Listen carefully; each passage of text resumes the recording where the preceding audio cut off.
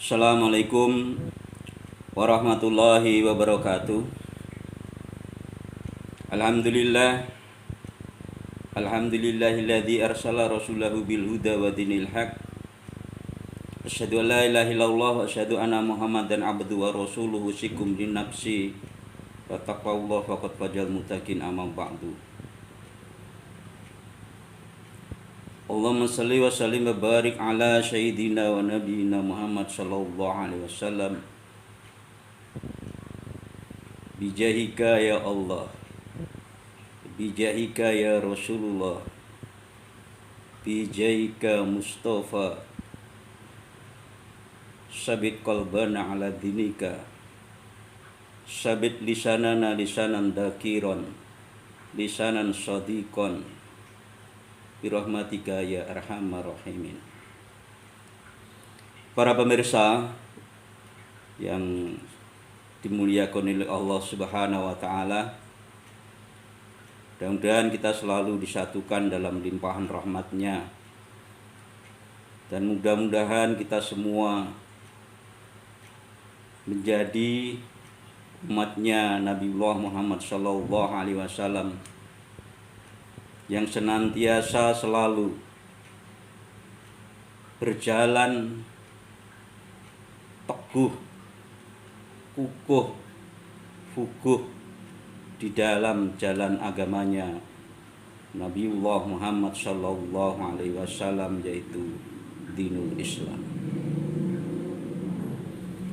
Para pemirsa sekalian, pada kesempatan ini mari kita sedikit mengkaji, ngaji bareng bagaimana seharusnya seorang yang alim itu bersikap dalam menghadapi sesuatu perkara yang terjadi dalam masyarakat. Saya ingin bacakan dari beberapa kitab yang sudah saya sanding di sisi saya. Di dalam kitab itu terdapat kaidah-kaidah bagaimana seharusnya seorang yang berilmu itu bersikap dalam menghadapi sesuatu. Saya bacakan sebuah hadis dari Rasulullah Sallallahu Alaihi Wasallam dalam kitab Hujjatu Ahlussunnah wal Jamaah. Annahu Sallallahu Alaihi Wasallam qala, idza dhahara fitanu aw qala bid'u wa subba ashabil fayuthiri alimu ilmahu. Ida dhaharati, ida tatkalane dhahara iku pertelo, alfitanu utawi fitnah, au qala utawa dawuh, albida'u perkara kang bid'ah, wasubba lan den pisu-pisui utawa den cela ashabi para sahabat ingsun Kanjeng Nabi Muhammad, fal yudhiri mongko becik ngelahirno sira alimu sapa wong alim ilmahu ing ilmune. Saya yakin bagi santri-santri Ahlussunnah wal Jamaah tentu tidak asing dengan kitab ini, kitab Hujjatu Ahlussunnah wal Jamaah. Dari situ kita tahu bagaimana bersikap saat keadaan zaman yang tidak menentu, saat jamaah masyarakat dalam keadaan bingung menghadapi suatu sikap, suatu keadaan yang tidak menentu tentang sesuatu hal, maka disitulah seharusnya para alim, para ulama mengeluarkan fatwa-fatwanya agar apa? Agar para jamaah itu jelas di dalam rel bagaimana meski mengikuti fatwa siapa. Ada rujukan, ada marja bagi jamaah dalam kebingungannya. Karena apa? Karena ada arahan dari ilmunya para alim, para ulama. Tapi para jamaah, para pemirsa semua, di dalam kitab Bidayatul Hidayah itu juga diterangkan. Saya akan bacakan. Maaf, ini kitab Bidayatul Hidayah. Kitab saya model kitab ini makna gandul, karena saya kalau model kitab-kitab yang begini nih meripatku gak ketok, aku wis tuwa. Maka saya, karena saya itu santri itu kudu ngaji selawase selamanya nyawa masih diraga. Seorang santri meski belajar dan terus belajar, tidak ada hentinya. Maka saya keroyo-royo tuku kitab-kitab yang model ini yang mata saya masih bisa membacanya. Di dalam kitab Bidayatul Hidayah diterangkan,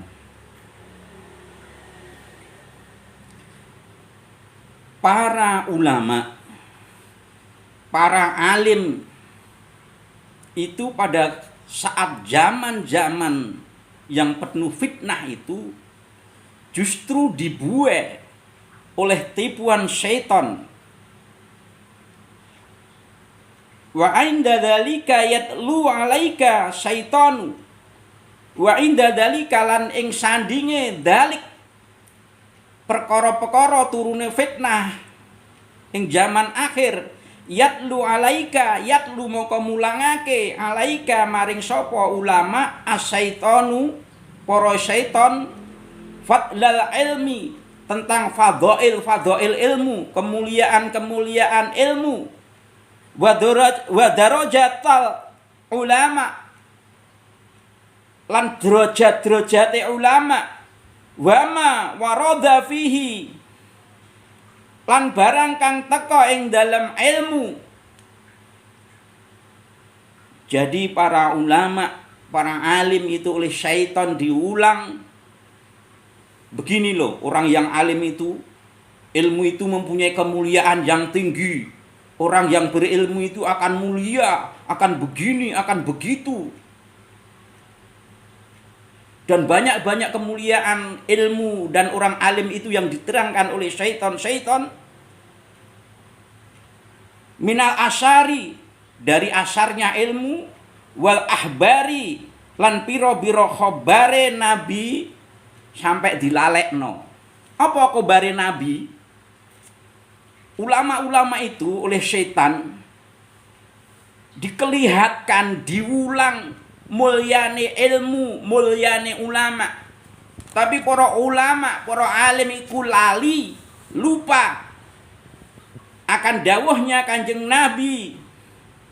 Yulhika, ngelalekake ngan kaulihi saka dawuhe Kanjeng Nabi sallallahu alaihi wasallam, manis dada ilman, manis dada sapa wonge wuwuh utawa tambah ilman ing ilmune, walam yadat hudan, tapi ilmune kuwi ora ndadekke dheweke oleh pituduh, lam yadat minallah, mongko ora nambah sapa Gusti Allah ila budan, kajaba adoh saka Gusti Allah.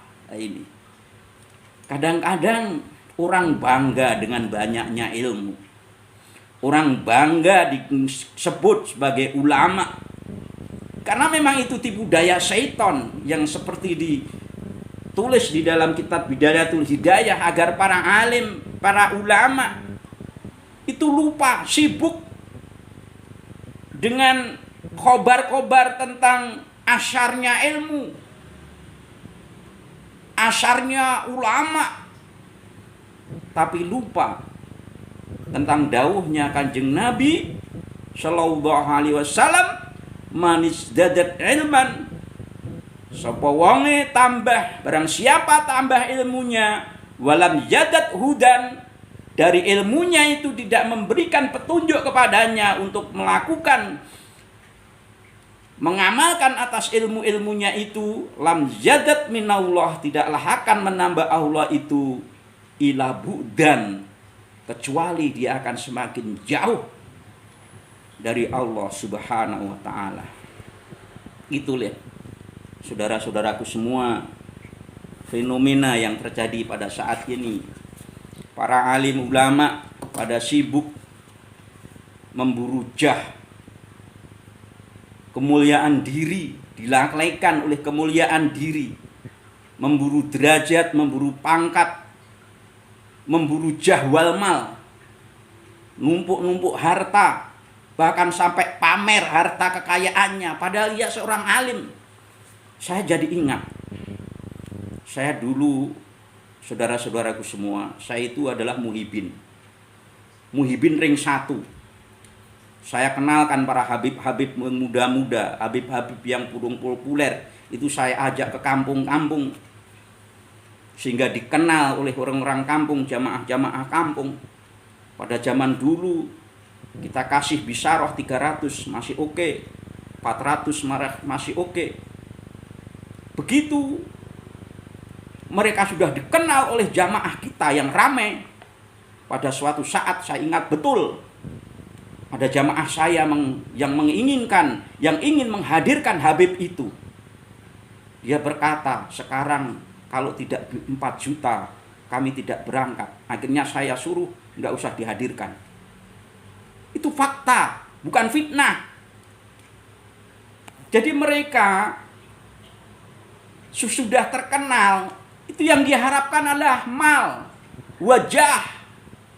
Itu adalah fakta. Saya adalah muhibin dulu. Saya muhibin ring 1, dan teman-teman saya juga muhibin ring 1, banyak yang sudah berbelok arah seperti saya. Termasuk Kiai Imaduddin adalah dulu juga ketua EPI. Tubagus Mogi itu juga dulu muhibin. Tengku Kori dan Gus Fuad Pleret itu semua muhibin. Gus Fakih Wirahadinekrat, Gus Fakih itu justru bapaknya adalah seorang habaib, bapak angkatnya, dan saya adalah murid dari seorang habib. Tapi apa? Setelah semua fakta dan realita terbuka, maka saya akan tegak berdiri di atas ilmu yang saya yakini. Gus Fakih meninggalkan semuanya. Kiai Imad meninggalkan semua. Semua berawal dari apa? Semua berawal dari kelakuan-kelakuan mereka. Para habib-habib itu yang mengaku dirinya dzurriyyah Rasul, tapi kelakuannya tidak menyermenkan daripada Rasulullah Shallallahu Alaihi Wasallam. Maka Kiai Imad curiga, apa benar seperti itu dzurriyyah Rasul?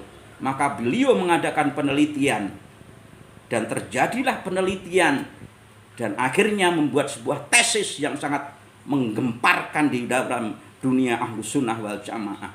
Saya adalah teman-teman beliau dalam satu pergerakan. Saya adalah lingkaran satu dalam pergerakan soal nasab ini. Kami dulu adalah muhibin, dan banyak teman-teman saya yang muhibin, rata-rata muhibin ring 1, bukan juga muhibin yang di kampung-kampung.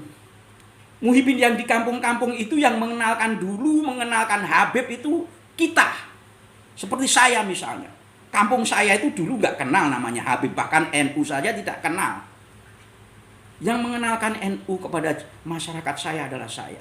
Yang menghadirkan Habib di kampung saya, tingkat dusun, sampai tingkat kelurahan, sampai tingkat kecamatan, sampai tingkat kabupaten, saya sering menghadirkan Habib-Habib. Tapi apa? Setelah saya tahu fakta-fakta yang terjadi, saya ngelus duduk. Pada suatu saat, saya ingat ada seorang Habib yang memposting di dia medsos. Ini loh, kendaraan motor gede saya ini harganya sama dengan mobil itu. Padahal saya tahu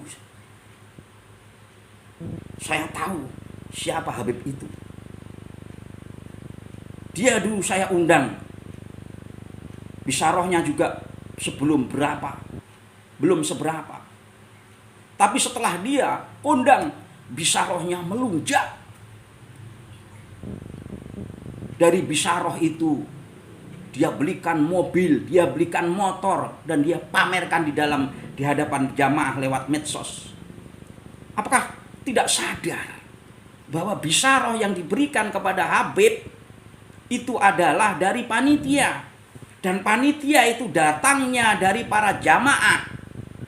Dan taulah wahai Habib, jamaah-jamaah yang infak, yang untuk bisaroh panjenengan itu adalah berbagai macam keadaan ekonominya. Ada yang tukang tandur, saya sendiri jamaah, saya ada yang tukang tandur,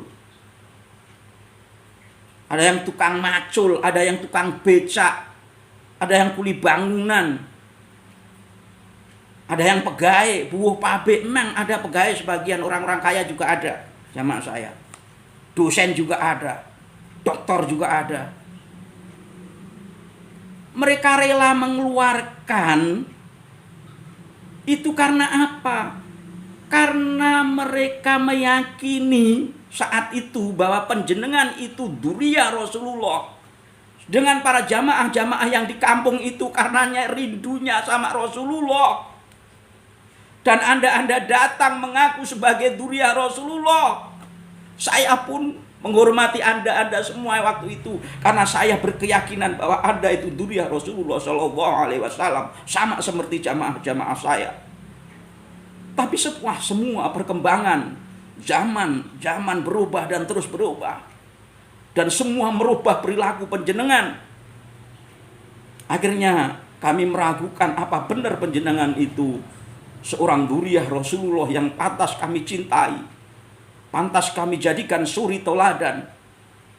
Dan akhirnya terjawab sudah dengan tesisnya Kiai Maduddin, ternyata nasab panjenengan itu mungkotek. Para jamaah semuanya, para pemirsa, maaf saya terbawa rasa karena saya mengalami sendiri bagaimana jamaah saya. Saya pagi tadi juga ketemu sama jamaah-jamaah saya. Bagaimana ini, Yai? Bagaimana ini? Bagaimana ini? Mereka bertanya-tanya. Saya jawab apa adanya. Sampai sama teman-teman saya dikatakan, kau yang memulai, kau juga yang harus mengakhiri. Kau yang mengenalkan Habib-Habib kepada jamaahmu, maka engkau juga yang mesti mengakhiri dan menerangkan siapa para Habib itu sebenarnya. Para pemirsa semua, dalam perjuangan saya dan teman-teman, kami dipraming sebagai pemfitnah, pembenci dzurriyyah Rasul, pemecah belah umat. Kami tidak akan goyah, karena saya tahu dan saya yakin bahwa coro Jawane Allah ora sare. Pengetahuan Allah itu lebih luas. Bahkan apa yang ada di dalam dada saya, Allah mengetahuinya. Apa niat saya. Bahkan kami itu difitnah, kami dibayar. Bahkan kami itu dituduh PKI. Para jamaah semua, baru saja beberapa minggu yang lalu, saya punya grup. Dan di grup itu ada penyusup habaib, dan saya keluarkan dari grup. Akhirnya Habib itu nelpon saya. Apa katanya? Anda meski bertobat, Anda ulama su. Dia menyebut saya ulama su. Saya bukan ulama. Saya santri. Selamanya saya tetap santri, bukan ulama. Saya dikatakan ahli neraka. Karena apa? Karena Anda menyakiti hati Rasulullah. karena Anda menyakiti dzurriyyah Rasulullah, berarti Anda menyakiti Rasulullah. Anda menyakiti Rasulullah, berarti Anda menyakiti Allah. Dan bila Anda menyakiti Allah, maka Anda adalah kafir. Saudara, saya sudah dituduh kafir oleh mereka, para Habib. Saya sendiri merasakan, saya dikafirkan. Padahal pas saat itu dia nelpon menjelang maghrib, saya mau izin mau maghrib, dia tidak boleh. Jangan dulu, ini meski dirampung sampai pembicaraannya. Gimana waktunya maghrib kok nggak boleh maghrib? Habib gimana kayak gitu keturunan Rasulullah? Semakin saya bimbang, mempertanyakan. Akhirnya saya tutup. Gini aja Habib, nggak usah banyak bicara. Kalau memang sampean tidak rela dengan ini, hadirkan Robito Alawiyah yang diketuai saat itu saya sebut Pak Taufik Asygaf. Apa respon dia?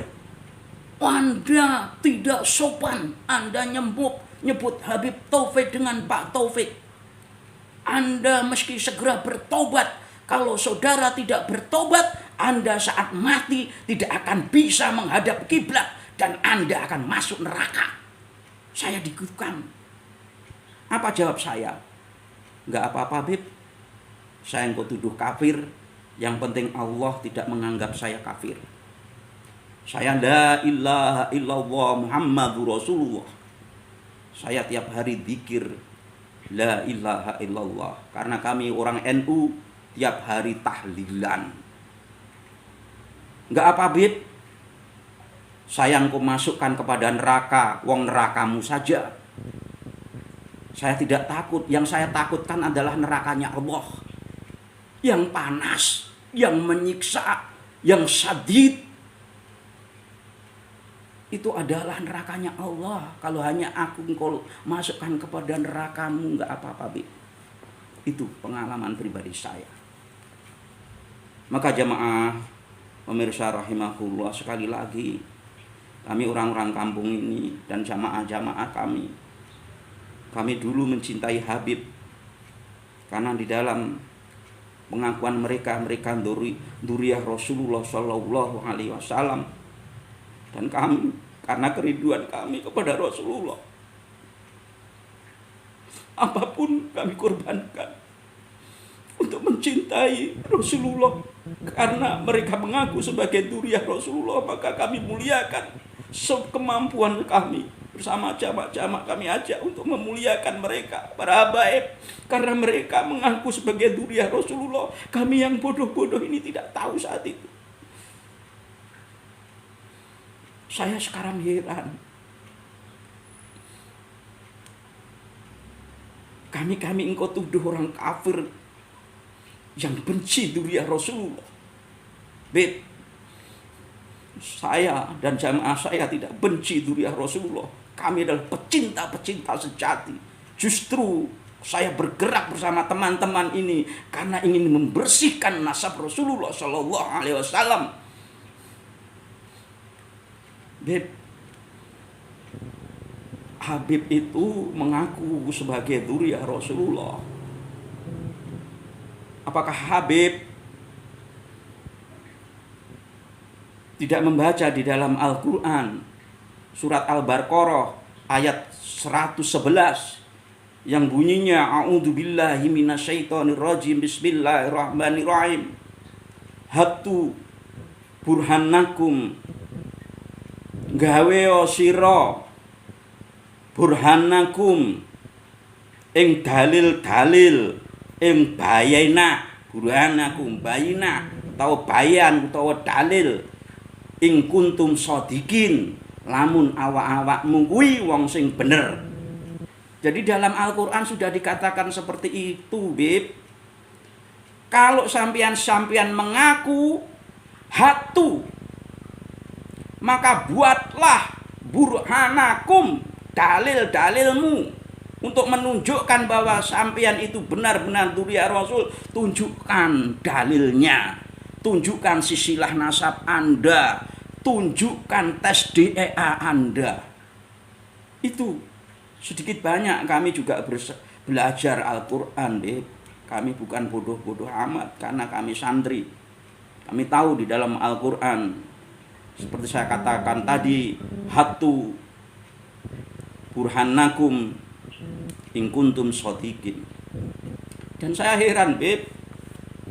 Padahal Habib itu banyak yang alim juga. Saya akui itu banyak Habib yang alim. Ahli hadis, hafal Quran, banyak. Tapi apakah Habib itu tidak membaca hadisnya Bukhari? Mangkadaba alayya, man sapane wong kadaba goroh sopoman ngalaya ing atase aku Kanjeng Nabi muta'amidan kanthi den sejo fayatabawa ma'adahu minan nar, mongko becik lungguh ana kursi nggone neraka. Apakah Habib? Saya yakin Habib tahu hadis ini. Berat, Bib. Kalau kita berdusta atas nama Rasulullah, kita sudah disediani kursi neraka. Hadis ini sahih Bukhari. Mangkadzaba alayya muta'amidan fayatabawa ma'adahu minan nar. Saya yakin Habib juga tahu. Kami juga tahu, Bib. Kalau sampai kami berdusta atas nama Rasulullah, berarti kami siap dimasukkan ke dalam neraka-nerakanya Allah. Saya tahu hadis itu, Bib. Maka dari itu, Bib, maaf kami tidak benci pada dzurriyyah Rasulullah. Seperti ya antum melok-melok saya antum panjenengan sedoyo framingkan ke kami. Baru saja saya mendapat kiriman WA dari teman saya bahwa kami ini adalah orang-orang yang iri karena Habib banjir duit, sedangkan dzurriyyah Wali Songo banjir air mata. Dan kami ini adalah orang-orang yang sesat. Banyaklah kalau saya ceritakan kiriman WA kepada saya bagaimana caci makian mereka terhadap kami yang bergerak di bidang ini. Sekali lagi saya Mbah Ukit, saya masuk lingkaran pusat pergerakan tentang nasab ini bersama Kiai Imad Tubagus Mogi, Kiai Nur Hasan Sidogiri, Kiai Nur Hasan Sidogiri jangan dianggap tidak bergerak dalam masalah urusan nasab ini. Bahkan justru saya tidak akan ceritakan. Kalau saya ceritakan nanti geger lagi. Itu saja, maka kami tidak akan goyah walaupun Anda framing para Habib dan muhibinnya kami itu pemecah belah persatuan umat, kami itu orang kafir, kami itu kalau mati tidak akan menghadap kiblat, kami itu banyaklah yang disandarkan kepada kami atas pergerakan ini. Tidak apa-apa, yang saya yakini bahwa aku wong Jawa, Gusti Allah ora sare, Gusti Allah ngerti apa isining dodoku, apa isi krenteking atiku. Itu saja. Sekali lagi saya mohon maaf apabila ada kata-kata yang tidak berkenan datang panjenengan, Beb. Mohon maaf karena saya terbawa emosi, karena kiriman WA saya dikafir-kafirkan, saya disesat-sesatkan sehingga saya terbawa emosi. Mohon maaf sekali, mohon maaf. Saya yakin panjenengan orang Islam, saya juga orang Islam. Kita punya hak yang sama di hadapan Allah, di hadapan Rasulullah untuk didaku menjadi umatnya Rasulullah Sallallahu Alaihi Wasallam. Kita saling wineling ing dalam kebagusan, Bib. Itu. Dan para pemirsa, saya mohon maaf apabila menyinggung, kata-kata saya menyinggung dumateng panjenengan sedaya. Akhir kata wallahu muwaffiq ila ahwa mitorik. Salam waras, salam sumadulur saklawase. Salam. Assalamualaikum warahmatullahi wabarakatuh.